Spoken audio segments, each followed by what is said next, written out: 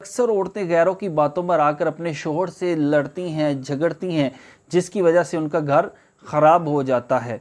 तो फरमाया चौथी नसीहत आप उन्होंने की कि अगर चाहती हो कि खावंद तुमसे मोहब्बत करे, तुम हमेशा साफ़ सुथरी रह। तो ये जो चौथी नसीहत की कि हमेशा जो है वो साफ़ सुथरी रहना, ये बहुत ही कमाल की नसीहत है, क्योंकि आजकल औरतें अक्सर पसीने में लथपथ होती हैं। शौहर आता है, उसको उसके पास आके बैठती हैं तो उनसे ऐसी पसीने की स्मेल आती है कि मर्द सोचता है यार ये क्या अजीब औरत है, कभी नहाती भी नहीं है। तो आपने इस तरह नहीं करना। जब भी शोहर के आने का टाइम हो, आप अच्छे से नहाएं, शैम्पू से बालों को साफ़ करें और खुशबू लगाएं। इंशाअल्लाह तबारक व ताला एक अच्छा तासुर पैदा होगा।